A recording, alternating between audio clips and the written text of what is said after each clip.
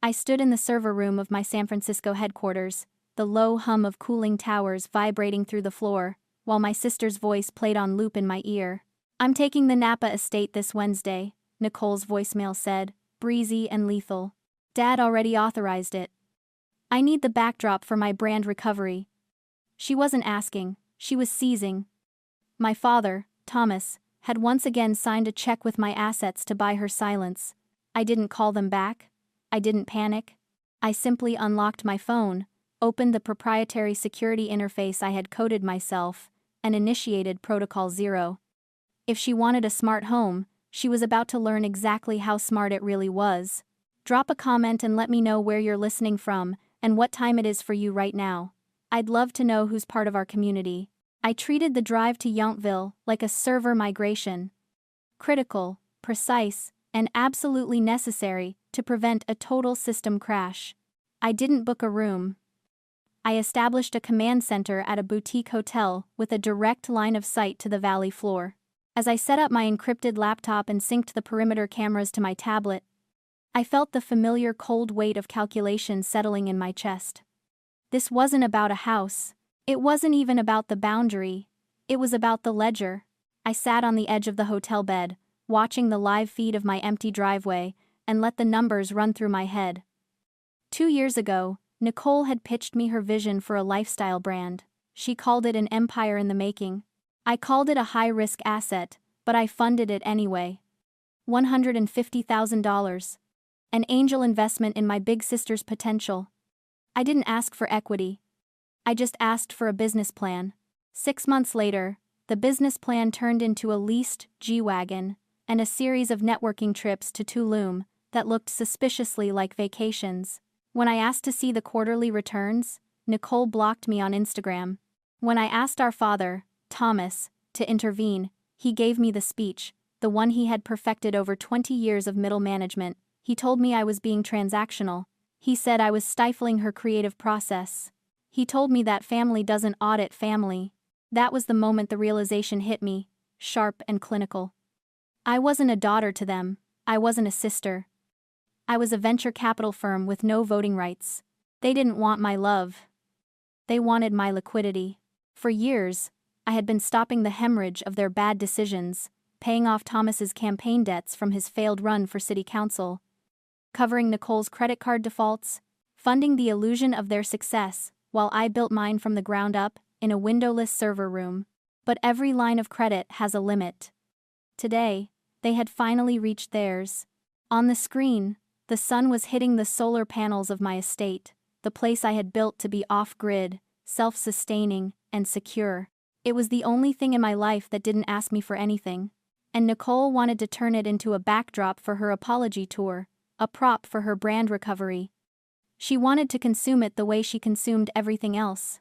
I typed in the command to override the biometric scanners at the main gate. The status bar turned from green to red, locked. I wasn't being petty. I was closing a security vulnerability. You don't negotiate with a virus that's trying to corrupt your hard drive. You isolate it, you quarantine it, and if necessary, you delete it. I took a sip of water, watching the digital clock on the corner of my screen. The trap was set. Now, I just had to wait for the breach. I watched the social media feed populate in real time, like error logs scrolling down a terminal. Nicole had gone live. She was filming herself in the back of a luxury SUV. The golden light of Napa filtering through the windows, casting her in a soft, sympathetic glow. "Hey guys," she whispered, looking directly into the camera, her eyes glistening with practiced vulnerability. "I didn't want to bring this here, but I feel like I owe you transparency. Sometimes, the people who are supposed to support you the most, they become the gatekeepers of your joy." She didn't name me. She didn't have to. She tagged my company, quietly, in the corner of the frame. A subtle digital breadcrumb for anyone looking to connect the dots. "Toxic Sisters Gatekeeping Wealth," the caption read. "When family chooses money over memories." Then came the call from Thomas. "Cecilia," his voice was tight, not with apology, but with annoyance. "Your sister is incredibly anxious. She says you haven't sent the gate codes yet. The catering team is on standby." Do you have any idea how much stress you're causing her? I looked at the phone, analyzing the waveform of his voice in my mind. He wasn't asking for a favor. He was demanding compliance. I didn't agree to this, Dad, I said, my voice flat. I told you no. And I told you that we need this, he snapped. Nicole needs a win. She's fragile right now. You have everything, Cecilia. You have the company, the estate, the reputation. Why do you have to hoard it? Why can't you just let her have this one weekend? It costs you nothing. It costs me nothing. That was the trap. That was the glitch in his programming. He genuinely believed that my resources were infinite and communal, while Nicole's deficits were tragic and personal. He didn't defend her because she was right. He defended her because she was loud, because she was volatile, because appeasing her was the path of least resistance. And he had been walking that path for 30 years. He sacrificed the strong child to pacify the weak one, again and again, creating a system where competence was punished and incompetence was subsidized. It was a classic reinforcement loop. By shielding her from the consequences of her own failures, he had guaranteed she would never succeed. And by demanding I absorb the cost, he had guaranteed I would eventually break. This isn't about the house, I said, cutting him off. And it's not about the weekend. It's about the fact that you think my stability is a natural resource you can mine whenever Nicole burns down her own life. Don't be dramatic, he huffed. Just send the codes. Don't make me come down there. You're welcome to come down, I said. But the codes have changed. And so have the terms of service. I hung up before he could respond. On my screen, the notification light blinked. A new comment on Nicole's post. Wow, some people really don't deserve their platform. Number boycott. It was starting. The digital smear was the opening salvo. But unlike Thomas, I wasn't afraid of volatility. I was an engineer. I knew how to contain a breach. I opened a new window on my laptop and began to type a command. If they wanted a show, I would give them one. But the script was about to change. Wednesday, 1 p.m., Pacific Standard Time.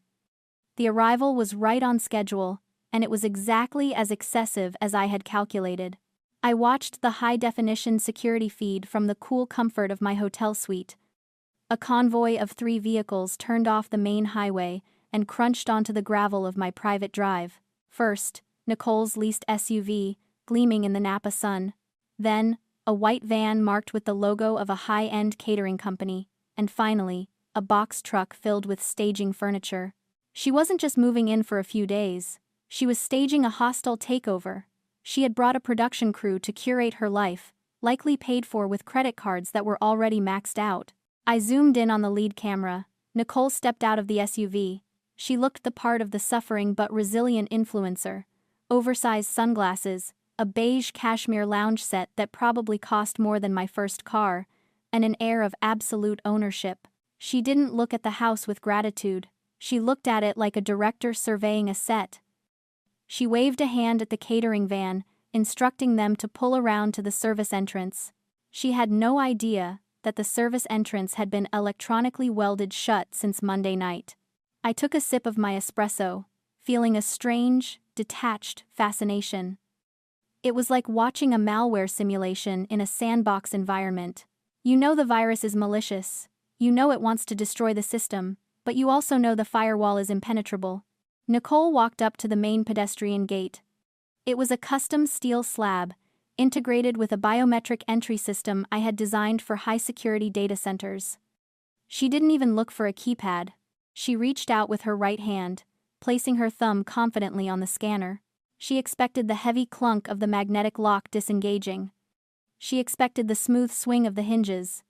She expected access, because she had always been granted access. Instead, the LED ring around the scanner pulsed once, a harsh, unforgiving red. Access denied. I saw her pause. She pulled her thumb back, looked at it as if it were defective, and wiped it on her cashmere pants. She tried again. Harder this time, pressing down until her knuckle turned white. Red pulse. Access denied. The confidence began to bleed out of her posture. She stepped back. lifting her sunglasses to squint at the panel. She tapped in a manual code, likely the one Thomas had given her, the one I had deleted 48 hours ago. Red pulse. Behind her, the driver of the catering van honked once, a short, impatient blast. He was on the clock. The staging crew was leaning out of their truck, watching. Nicole spun around, flashing a tight, reassuring smile that didn't reach her eyes. She held up a finger just a minute and turned back to the gate. The panic was starting to set in. I could see it in the rigid set of her shoulders. She wasn't just locked out. She was locked out in front of an audience. She had hired these people to witness her comeback, and instead, they were witnessing her eviction before she had even crossed the threshold. She brought an audience to her own execution. She hit the intercom button. Silence. I had disabled the ringer at the house. The call was routing directly to my laptop, where I sat, watching the audio waveform spike as she began to shout hello. I didn't answer. I just let the silence stretch, heavy and expensive. The catering driver honked again, longer this time. The illusion of her power was dissolving, pixel by pixel, on my screen. She wasn't the owner of a vineyard estate. She was just a woman in a driveway, with a lot of debt, and a locked gate. And the show was just getting started. I picked up my phone. Thomas was calling again. This time, I answered. "Cecilia!" he shouted, his voice cracking with anxiety. "What is going on? Nicole says the gate is malfunctioning. The crew is getting restless. You need to fix this right now." "The gate isn't malfunctioning, Dad," I said, my voice steady. "It's working perfectly. Access is denied." "What are you talking about?" I told her she could stay there. "We discussed this." "You discussed it." I said no. "Cecilia, stop playing games. She has a catering truck waiting. This is costing money." "Then she should probably pay them and send them home. Because they aren't getting in." There was a pause on the line, a heavy silence where I could almost hear the gears in his head grinding against the reality of the situation. "You can't do this," he said, lower now, dangerous. "She's your sister. She needs this." "She needs a reality check," I countered. "And so do you. If you don't open that gate," he threatened, "I'm coming down there myself." "Come on down," I said. "Bring a ladder. You'll need it." I hung up and looked back at the screen. Nicole had stopped pressing the intercom button. She was pacing now. A frantic, caged animal energy radiating from her. She kicked the gate, her expensive sneakers leaving a scuff mark on the steel. Then she picked up a rock from the landscaping border. She looked at the camera lens, her eyes wild. She wasn't just angry. She was unraveling. The entitlement that had sustained her for 32 years, the belief that the world owed her a living, that I owed her my life, was colliding with an immovable object. It's called a narcissistic injury. When a person builds their entire identity on a false sense of superiority, on the belief that they are special, and rules don't apply to them, the word no isn't just a rejection, it's a threat to their existence. It shatters the mirror. And when the mirror breaks, they don't get sad. They get destructive. They have to destroy the thing that is denying them, because if they don't, they have to face the terrifying truth that they are not who they think they are. Nicole drew her arm back and hurled the rock. It struck the camera housing with a sharp crack, spiderwebbing the lens but not breaking the feed. The image distorted, fractured, but I could still see her face. Contorted, ugly, real. She screamed something I couldn't hear, grabbing the bars of the gate and shaking them, trying to force the heavy steel to yield to her will. But steel doesn't care about your feelings. It doesn't care about your brand. It just holds the line. And then, just as her screaming reached a fever pitch, a black SUV pulled up behind the catering van. It wasn't Thomas. It wasn't the police. The back door opened, and a woman stepped out. She was dressed in designer vacation wear, holding a printed itinerary. A man followed her, looking confused. They walked past the catering truck, past Nicole's tantrum, up to the gate. "Excuse me," the woman said, her voice cutting through the noise on the audio feed. "Is there a problem?" "We're checking in." Nicole froze. She turned around slowly, the color draining from her face. "Checking in?" Nicole asked, her voice trembling. "Yes," the woman said, holding up her phone. We rented the estate for the weekend. Through luck stays. We paid the deposit 2 weeks ago. I watched Nicole's eyes dart from the woman to the man to the gate. The math hit her, the double booking, the ghost listing. She hadn't just planned to use the house. She had planned to monetize it. She had sold something she didn't own, taken money she hadn't earned. And now, the buyers were here to collect. The trap hadn't just sprung, it had locked, and there was no code in the world that could open it now. The police arrived 3 minutes later. I didn't have to call them. The system had auto-dispatched the moment the camera housing was shattered. I watched from my hotel balcony, as the squad car lights painted the vineyard in strobes of red and blue. Thomas pulled up seconds later in his sedan, tires screeching on the gravel. I could see him rushing toward the officers, his hands waving in that familiar, frantic rhythm of damage control. He was trying to invoke the misunderstanding clause. He was trying to tell them that this was just a family dispute, that his daughter was emotional, that he could fix it. But he couldn't fix the woman standing next to the catering van with a digital receipt for $5,000 on her phone. He couldn't fix the fraud. The officers weren't listening to Thomas. They were talking to the renters. They were looking at the shattered camera. They were looking at Nicole, who was now leaning against the gate, no longer screaming, just deflated. The reality of the law doesn't care about family dynamics, it cares about evidence. And there was so much evidence. I saw the officer turn Nicole around. I saw the flash of metal cuffs. Thomas lunged forward, grabbing the officer's arm, a mistake before shrinking back. He looked up at the camera lens, the broken one, staring right at me. He knew I was watching. He mouthed my name.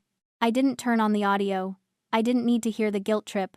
I didn't need to hear him beg me to drop the charges, to save her one last time, to be the bigger person. I had been the bigger person for 29 years, and it had nearly bankrupted me. I closed the laptop. The aftermath was clinical. Nicole was charged with trespassing, destruction of property, and because of the ghost listing, felony fraud. The renters pressed charges. I pressed charges. Thomas tried to bail her out, but his liquidity was tied up in debts I was no longer paying. For the first time in her life, Nicole had to sit in the consequences of her own actions. I sat on the balcony of the hotel, watching the sun dip below the hills of the valley. The air was cool, and smelled of wild sage. I poured the last of the wine into my glass. There is a letter I wrote in my head that night, not to them, but to anyone standing on the edge of that decision. People tell you that family is everything. They tell you that blood is thicker than water, that forgiveness is a virtue, that you have an obligation to carry the people who share your DNA. But they don't tell you the cost. Peace is expensive. It is the most expensive thing you will ever buy. It costs you people you love. It costs you your reputation in their stories. You will become the villain in their narrative, the cold one, the one who walked away. It costs you the comfort of the status quo. But when you finally buy it, when you finally sign that check and close the account, it is the only asset you own that truly belongs to you. It is the only house that no one can break into. I picked up my phone one last time. I opened the family group chat, the one filled with years of passive-aggressive demands and silence where gratitude should have been. I didn't type a goodbye. I didn't offer an explanation. I pressed leave group. Then I pressed delete. The screen went black. The valley was quiet. And for the first time in my life, the silence wasn't lonely. It was mine. If you've ever had to pay the high price for your own peace, share this story. You aren't alone.